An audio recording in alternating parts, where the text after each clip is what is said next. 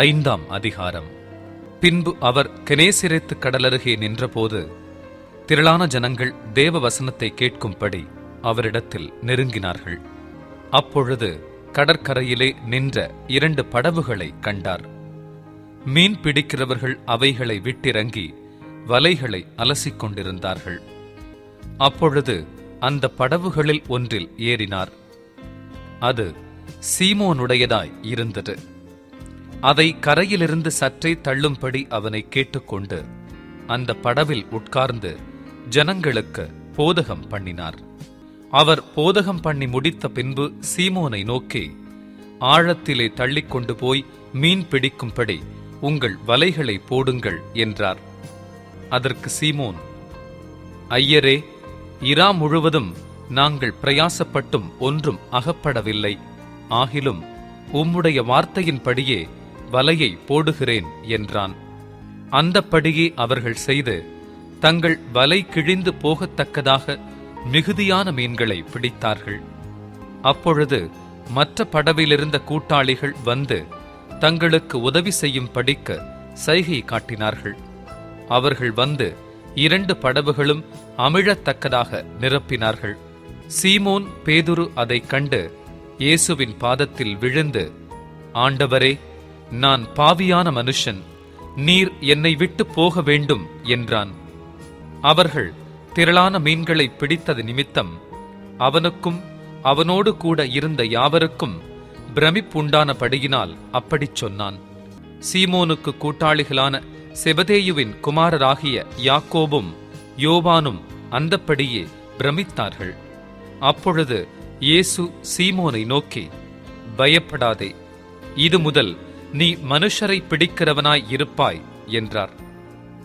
அவர்கள் படவுகளை கரையிலே கொண்டு போய் நிறுத்தி எல்லாவற்றையும் விட்டு அவருக்கு பின் சென்றார்கள். பின்பு அவர் ஒரு பட்டணத்தில் இருக்கையில் குஷ்டரோகம் நிறைந்த ஒரு மனுஷன் இயேசுவை கண்டு முகம் குப்புற விழுந்து, ஆண்டவரே, உமக்கு சித்தமானால் என்னை சுத்தமாக்க உம்மாலே ஆகும் என்று அவரை வேண்டிக் கொண்டான். அவர் தமது கையை நீட்டி அவனை தொட்டு, எனக்கு சித்தமுண்டு, சுத்தமாகு என்றார். உடனே குஷ்டரோகம் அவனை விட்டு நீங்கிற்று. அவர் அவனை நோக்கி, நீ இதை ஒருவருக்கும் சொல்லாமல் போய் உன்னை ஆசாரியனுக்கு காண்பித்து நீ சுத்தமானது நிமித்தம் மோசே கட்டளையிட்டபடியே அவர்களுக்கு சாட்சியாக பலி செலுத்து என்று கட்டளையிட்டார்.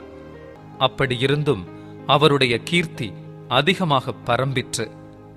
திரளான ஜனங்கள் அவருடைய உபதேசத்தை கேட்பதற்கும் அவராலே தங்கள் பிணிகள் நீங்கி சௌக்கியமடைவதற்கும் கூடி வந்தார்கள்.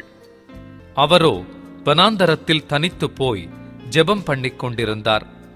பின்பு ஒரு நாள் அவர் உபதேசித்துக் கொண்டிருக்கிற போது கலிலேயா யூதேயா நாடுகளிலுள்ள சகல கிராமங்களிலும் எருசலேம் நகரத்திலுமிருந்து வந்த பரிசேயரும் நியாய சாஸ்திரிகளும் உட்கார்ந்திருந்தார்கள். பிணியாளிகளை குணமாக்கத்தக்கதாக கர்த்தருடைய வல்லமை விளங்கிற்று. அப்பொழுது சில மனுஷர் திமிர்வாதக்காரன் ஒருவனை படுக்கையோடே எடுத்துக்கொண்டு வந்து அவனை உள்ளே கொண்டு போகவும் அவர் முன்பாக வைக்கவும் வகை தேடினார்கள். ஜனக்கூட்டம் மிகுதியாயிருந்தபடியால் அவனை உள்ளே கொண்டு போகிறதற்கு வகை காணாமல் வீட்டின் மேல் ஏறி தட்டோடுகள் வழியாய் ஜனங்களின் மத்தியில் இயேசுவுக்கு முன்பாக அவனை படுக்கையோடே இறக்கினார்கள்.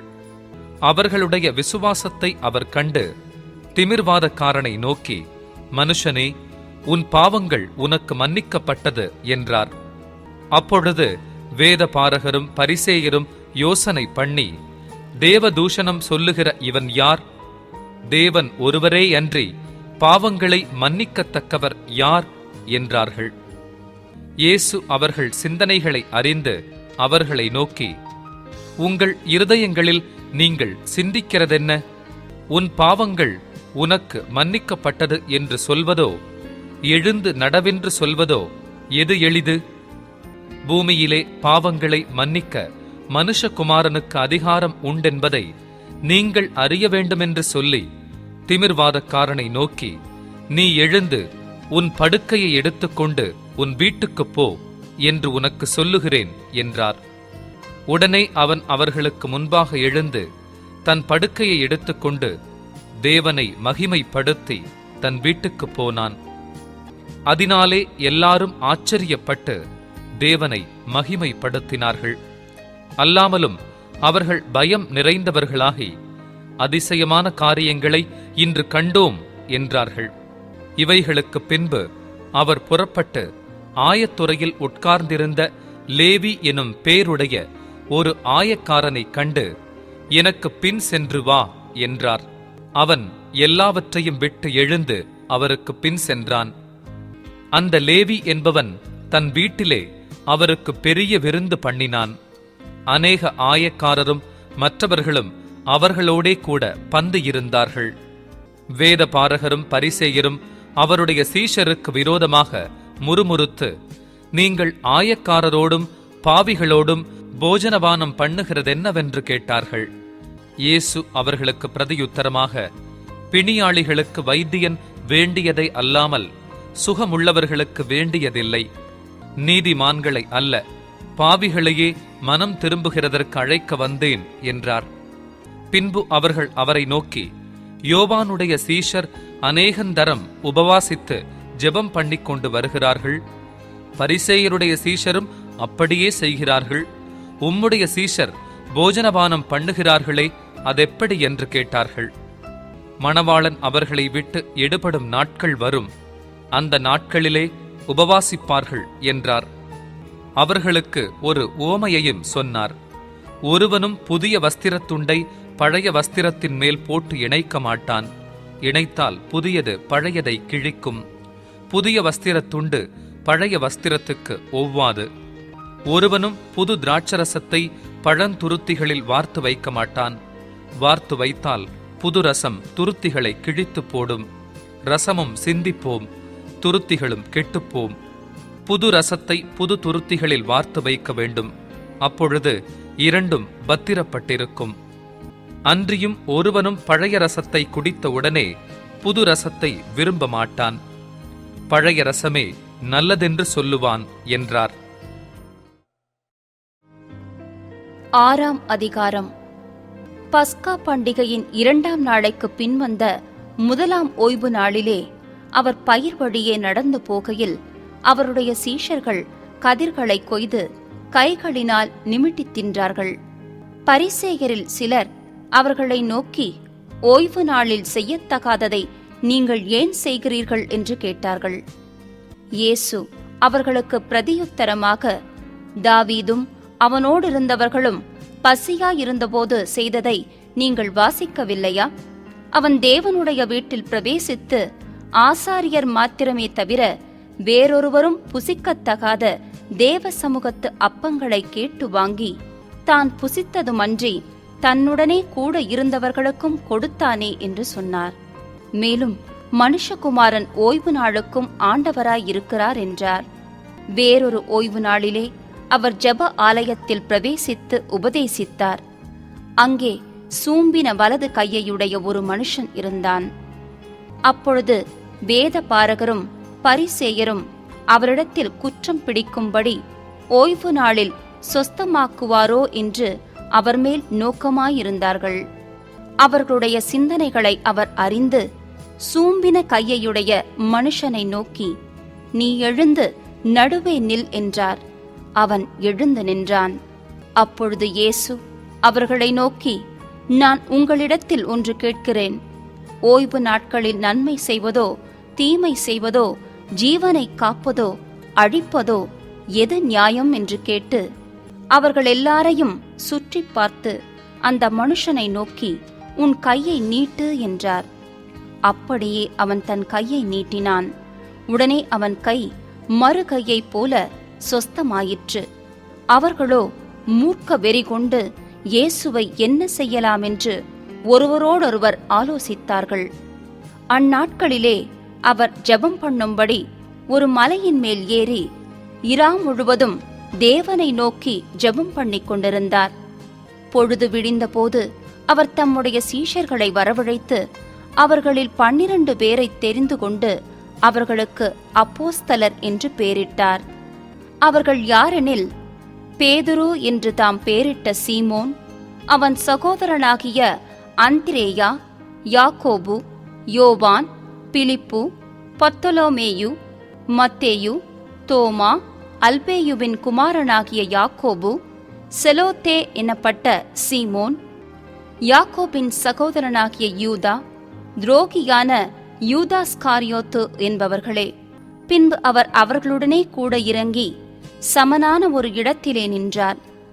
அங்கே அவருடைய சீஷரில் அநேகம் பேரும் அவருடைய உபதேசத்தை கேட்கும்படிக்கும் தங்கள் வியாதிகளினின்று குணமாக்கப்படும்படிக்கும் யூதேயா தேசத்து திசைகள் யாவற்றிலிருந்தும் எருசலேம் நகரத்திலிருந்தும் தீரு, சீதோன் பட்டணங்கள் இருக்கிற கடலோரத்திலிருந்தும் வந்தவர்களாகிய திரளான ஜனங்களும் இருந்தார்கள். அசுத்த ஆவிகளால் வாதிக்கப்பட்டவர்களும் வந்து ஆரோக்கியமடைந்தார்கள். அவரிடத்திலிருந்து வல்லமை புறப்பட்டு எல்லாரையும் குணமாக்கினபடியினாலே ஜனங்கள் யாவரும் அவரை தொடும்படிக்கு வகை தேடினார்கள். அப்பொழுது அவர் தம்முடைய சீஷர்களை நோக்கி பார்த்து, தரித்திரராகிய நீங்கள் பாக்கியவான்கள், தேவனுடைய ராஜ்யம் உங்களுடையது. இப்பொழுது பசியாயிருக்கிற நீங்கள் பாக்கியவான்கள், திருப்தி அடைவீர்கள். இப்பொழுது அழுகிற நீங்கள் பாக்கியவான்கள், இனி நகைப்பீர்கள். மனுஷகுமாரன் நிமித்தமாக ஜனங்கள் உங்களை பகைத்து உங்களை புறம்பாக்கி உங்களை நிந்தித்து உங்கள் நாமத்தை பொல்லாததென்று தள்ளிவிடும்போது நீங்கள் பாக்கியவான்களாயிருப்பீர்கள். அந்நாளிலே நீங்கள் சந்தோஷப்பட்டு களி கூறுங்கள். பரலோகத்தில் உங்கள் பலன் மிகுதியாயிருக்கும். அவர்களுடைய பிதாக்கள் தீர்க்க தரிசிகளுக்கும் அப்படியே செய்தார்கள். ஐஸ்வர்யவான்களாகிய உங்களுக்கு ஐயோ, உங்கள் ஆறுதலை நீங்கள் அடைந்து தீர்ந்தது. திருப்தியுள்ளவர்களாயிருக்கிற உங்களுக்கு ஐயோ, பசியாயிருப்பீர்கள். இப்பொழுது நகைக்கிற உங்களுக்கு ஐயோ, இனி துக்கப்பட்டு அழுவீர்கள். எல்லா மனுஷரும் உங்களை குறித்து புகழ்ச்சியாய் பேசும்போது உங்களுக்கு ஐயோ, அவர்கள் பிதாக்கள் கள்ள தீர்க்கதரிசிகளுக்கும் அப்படியே செய்தார்கள்.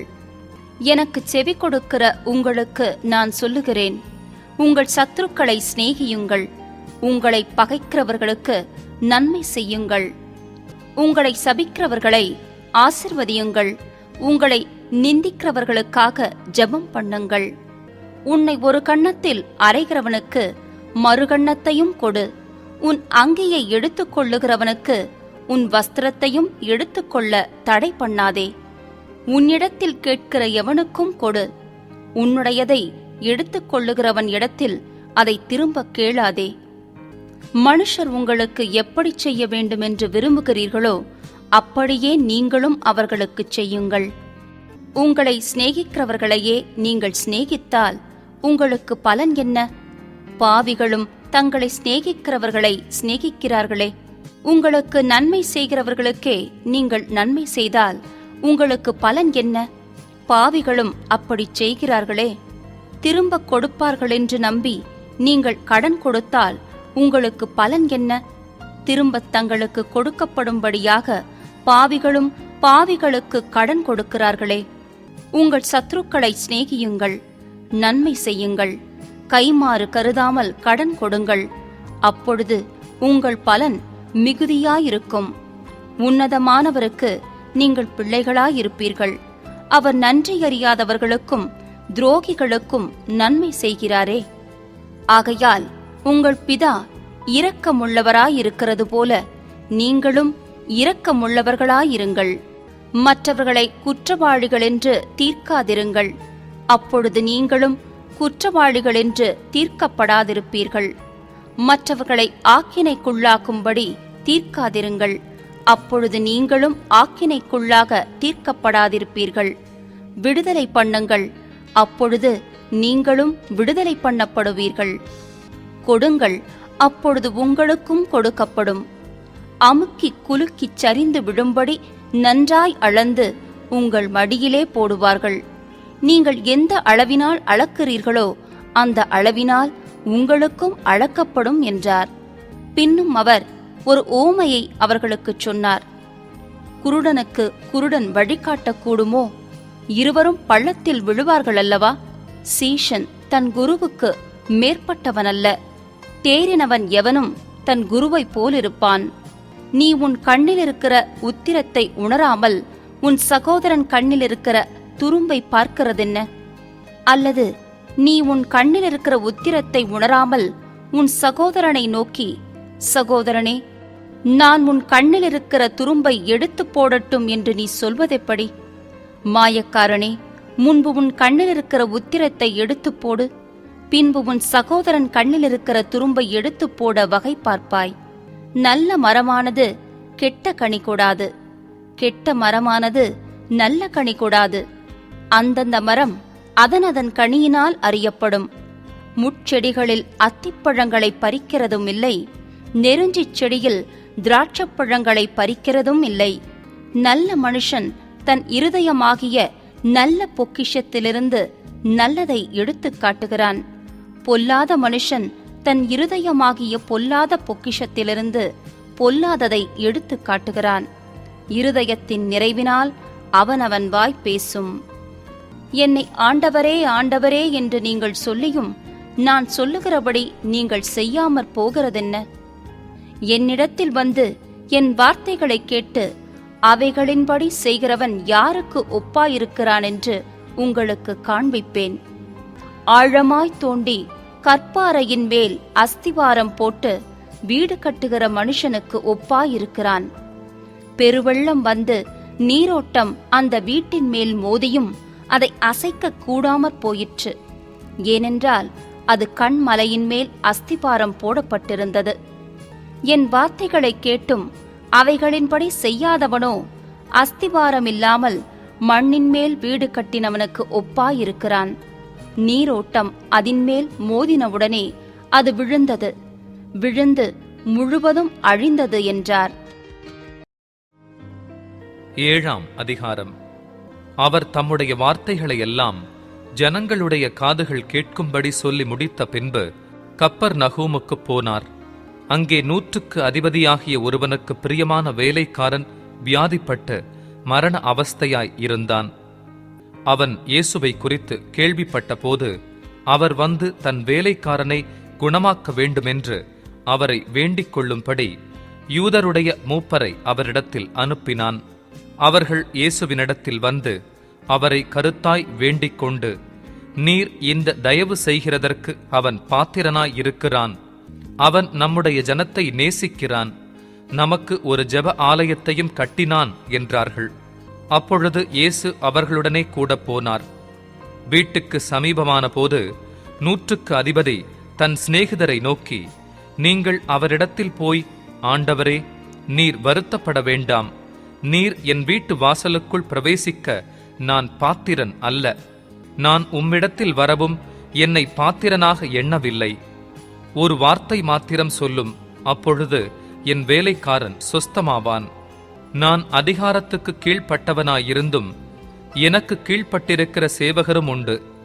நான் ஒருவனை போவென்றால் போகிறான், மற்றொருவனை வாவென்றால் வருகிறான். என் வேலைக்காரனை இதைச் செய்யென்றால் செய்கிறான் என்று நான் சொன்னதாகச் சொல்லுங்கள் என்று அவர்களை அனுப்பினான். இயேசு இவைகளை கேட்டு அவனை குறித்து ஆச்சரியப்பட்டு திரும்பி தமக்கு பின் செல்லுகிற திரளான ஜனங்களை நோக்கி, இஸ்ரவேலருக்குள்ளும் நான் இப்படிப்பட்ட விசுவாசத்தை காணவில்லை என்று உங்களுக்கு சொல்லுகிறேன் என்றார். அனுப்பப்பட்டவர்கள் வீட்டுக்கு திரும்பி வந்தபோது வியாதியாய் கிடந்த வேலைக்காரன் சுகமடைந்திருக்கிறதை கண்டார்கள். மறுநாளிலே அவர் நாயீன் என்னும் ஊருக்குப் போனார். அவருடைய சீஷர் அநேகரும் திரளான ஜனங்களும் அவருடனே கூட போனார்கள். அவர் ஊரின் வாசலுக்கு சமீபித்த போது மரித்துப் போன ஒருவனை அடக்கம் பண்ணும்படி கொண்டு வந்தார்கள். அவன் தன் தாய்க்கு ஒரே மகனாயிருந்தான். அவளோ கைம்பெண்ணாய் இருந்தாள். ஊராரில் வெகு ஜனங்கள் அவளுடனே கூட வந்தார்கள். கர்த்தர் அவளை பார்த்து அவள் மேல் மனதுருகி, அழாதே என்று சொல்லி கிட்ட வந்து பாடையை தொட்டார். அதை சுமந்தவர்கள் நின்றார்கள். அப்பொழுது அவர், வாலிபனே, எழுந்திரு என்று உனக்குச் சொல்லுகிறேன் என்றார். மரித்தவன் எழுந்து உட்கார்ந்து பேசத் தொடங்கினான். அவனை அவன் தாயினிடத்தில் ஒப்புவித்தார். எல்லாரும் பயமடைந்து மகா தீர்க்கதரிசியானவர் நமக்குள்ளே தோன்றியிருக்கிறார் என்றும் தேவன் தமது ஜனங்களை சந்தித்தார் என்றும் சொல்லி தேவனை மகிமைப்படுத்தினார்கள். இந்த செய்தி யூதேயா தேசம் முழுவதிலும் சுற்றி இருக்கிற திசைகள் யாவற்றிலும் பிரசித்தமாயிற்று. இவைகளையெல்லாம் யோவானுடைய சீஷர்கள் அவனுக்கு அறிவித்தார்கள்.